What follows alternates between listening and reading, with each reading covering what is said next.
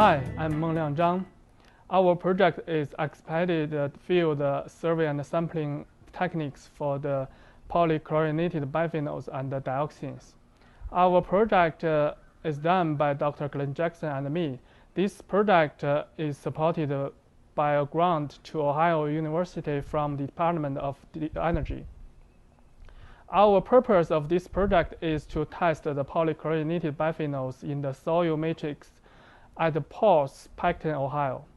Now I'm demonstrating the field analysis method for the determination of polychlorinated biphenyls using this portable gas chromatography and mass spectrometry instrument, and with the headspace solid phase microextraction technique.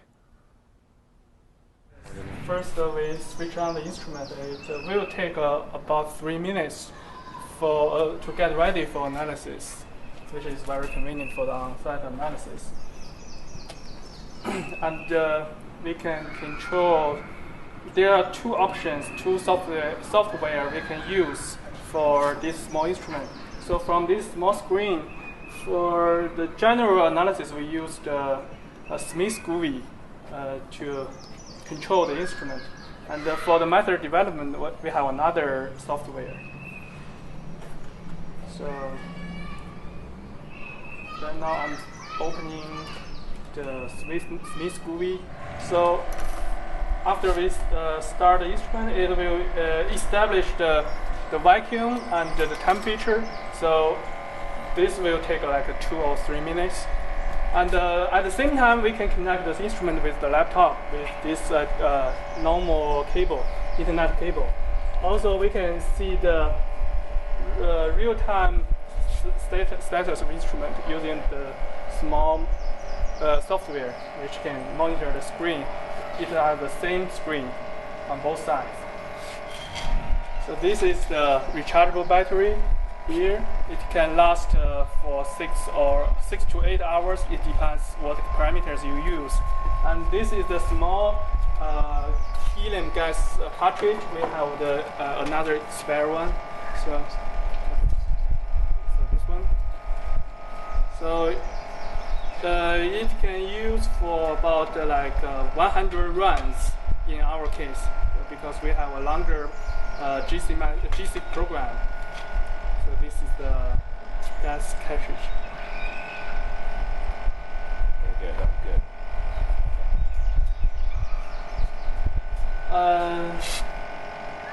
So we have Howline standards, which has 13 mixed standards inside.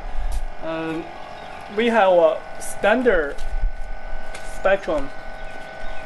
So these standards are used for the validation of the instrument. So these are the standard spectrum. We can use the intensity information to verify if the sensitivity of the instrument is good. Also, we can use the mass spectrum to check the mass resolution, the mass accuracy. So this is basically what we use for.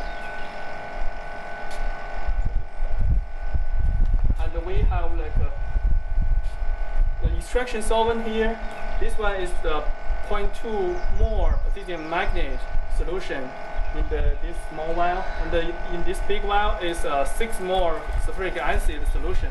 So we will use both solutions for the extraction of PCBs. And here are our soil samples. This one is the blank sample. Sometimes we use this blank sample to verify the system, if the system is clean or not. Or actually it's a blank before the real analysis. And this is the real field sample we got from the lab. And we will use this 20 milliliter spinny glass vial, and it comes with the specific septum and the caps. We will use this clamp to seal the caps for this glass vial.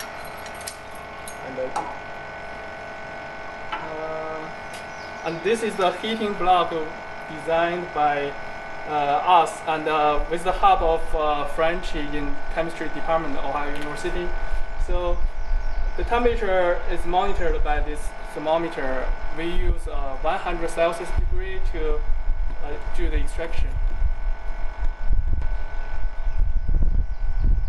Okay, so from the screen you can see the instrument is ready to go. Usually, first we run a system blank, which means we didn't inject anything, to just run the whole program and to see if there's something in the column to check the system if the system is clean or not.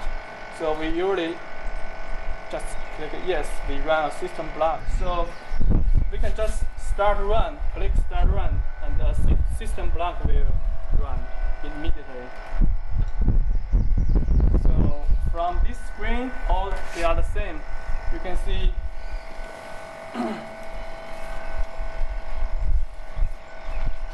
the signals, and also we can.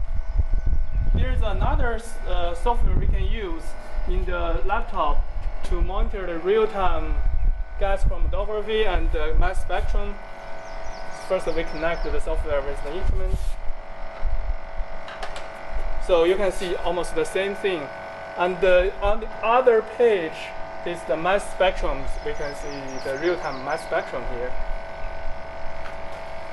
Even in this small screen here, we can also click. It has a split screen, which shows both gas chromatography and gas chromatogram and the mass spectrum. The gas chromatogram is on the top, and the bottom is the mass spectrum. So it will take about 2 minutes for the system blank, and then we will use these Cal-Line standards to validate the instrument. So first, I want to introduce a little bit the swimming syringe. It's a special design swimming syringe with a special protective cover, and it works like a ball pen. We can just press the plugger, and the spinning fiber will expose, and then it can withdraw by plugging the plugger.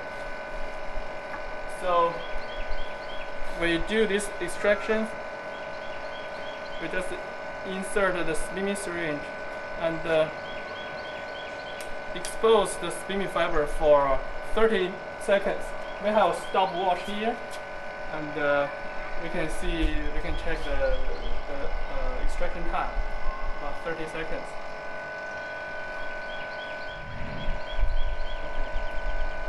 So after 30 seconds, we inject the spinning fiber into the injection port of the instrument immediately. So we go back home, and this time we don't run a blank, we run a sample. So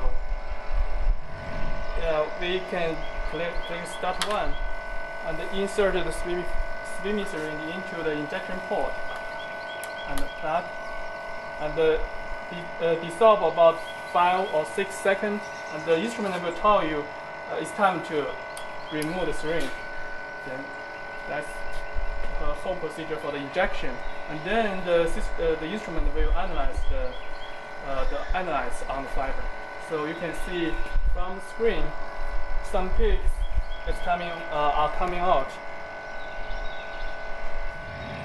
So like I said before, by comparison, our spectrum with the standard spectrum, the standard program, we can validate the sensitivity of the instrument and the mass resolution or mass accuracy of the instrument. So the portable instrument, when we do the injection, the portable instrument knows we are doing the injection because the metal surface is connecting with the 3 sensors on the injection port. Here are 3 spots which can monitor the status of the injection. So after the small sensors contact with this metal surface, it will know it's beginning to do the injection, and after several seconds, it will tell you it's time to remove the syringe, and it's time for the analysis, the GC-mass analysis. So the Cal-Line standards was done, we can use a post-run software to check our data. For example, here.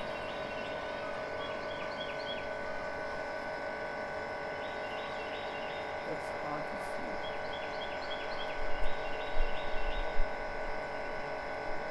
So this is the sample we just ran, and we can click each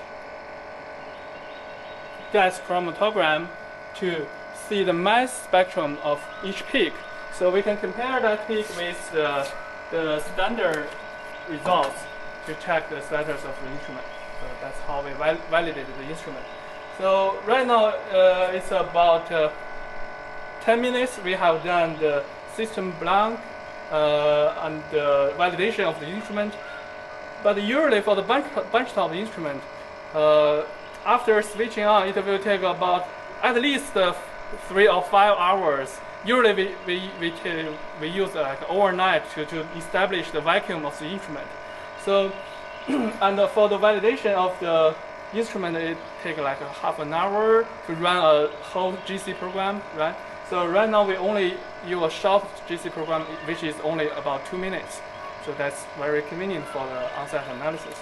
So after the instrument is validated, we can do the real, we can analyze the real sample.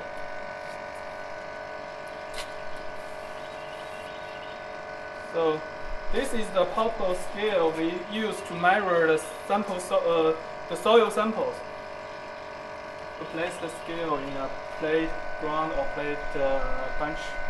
So we turn on the scale, and we use the 20 milliliters glass vial. We put the glass vial onto the scale to tare the weight of the empty vial. So tare the weight. Then, for example, we measure the real sample.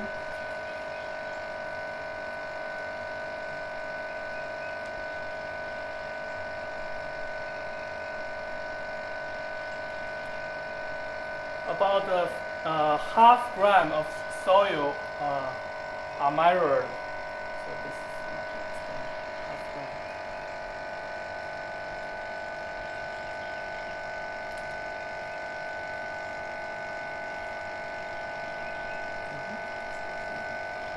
We have verified that the water content in the soil doesn't affect the extraction efficiency of our method, but it will affect the calculation of the final concentration of PCBs in the soil sample. So theoretically, we'd better use a dry soil sample to make sure the final concentration of the PCB is accurate and it's easy to compare different soil samples. It's about half gram of soil sample, and then we spec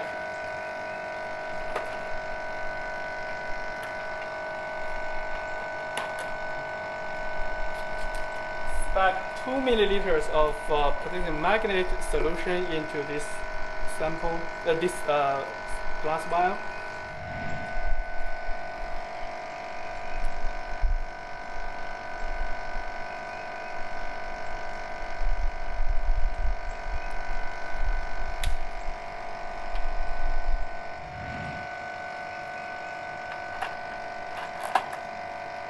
Then we add 250 microliter of 6 mole sulfuric acid into the same sampling vial.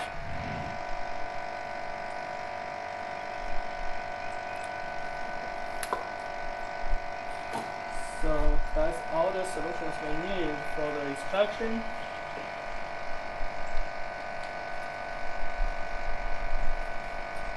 Then we seal the vial with these caps using the clamp.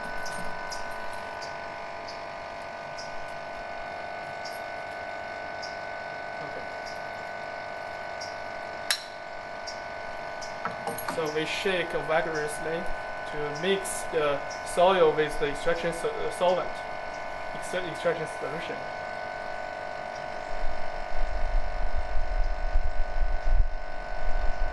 then place the wire into this heating block.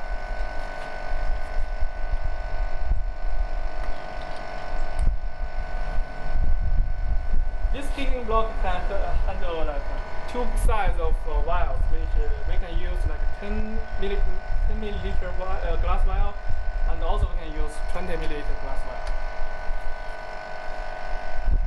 Then we insert the steamy syringe into the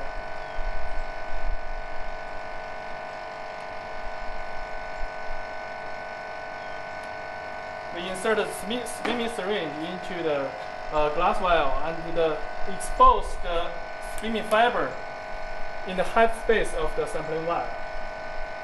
The temperature was set to 100 Celsius degree. Currently, we need extra power supply to supply the power for this heating block, and also in the future we will use like a car battery to supply the power for the heating, for the extraction.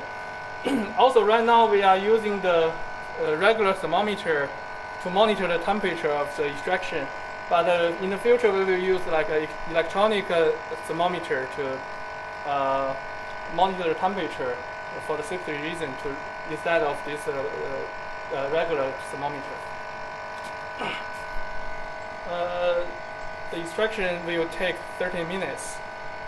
During this time, we can change the method of the instrument because we use another method. The method is different from the validation of the instrument. So we go back to the home page.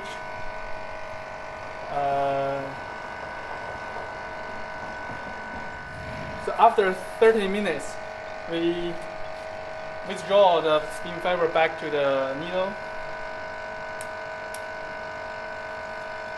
And take the sample. And we inject the sample, the steamy fiber, into the injection pot immediately.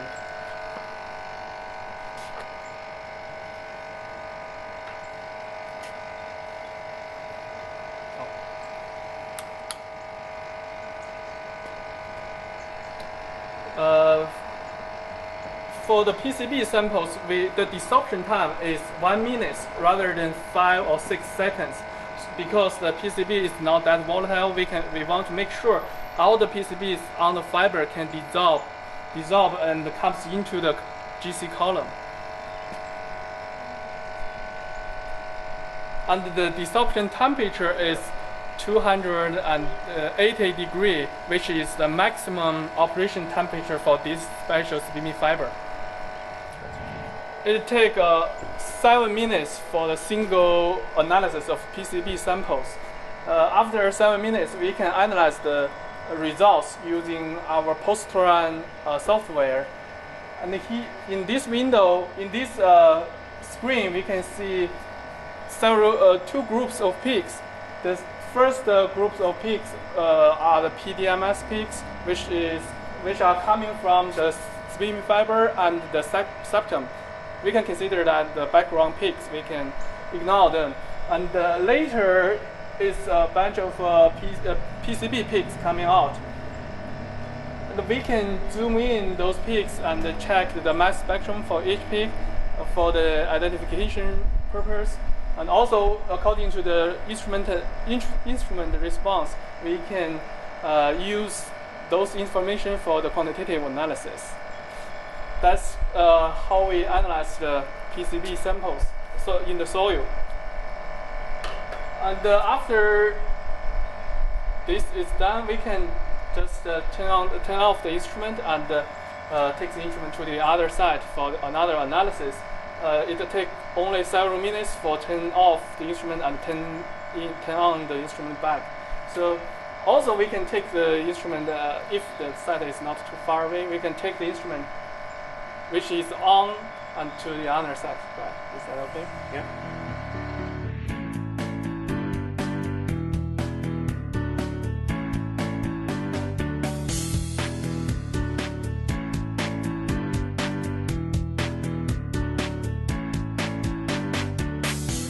I have demonstrated the field analysis of polychlorinated biphenyls in the soil matrix, which concentration is higher than the 10 part per million. And we found that this instrument is suitable for the determination of trichloroethylene in the water matrix. Because trichloroethylene, TCE, is the most frequently reported organic contaminant in water matrix, we developed our method to determine the TCE in water matrix. For the determination of TCE, we do not need the external power supply to heat the vial, because we found that the higher temperature we used, the lower extraction efficiency we achieved. The other advantage to use our portable instrument to determine the TCE is there's no need to use any oxidizing agent such as sulfuric acid or potassium permanganate. So for more information, please go to the postfilter.com. Thank you for your time.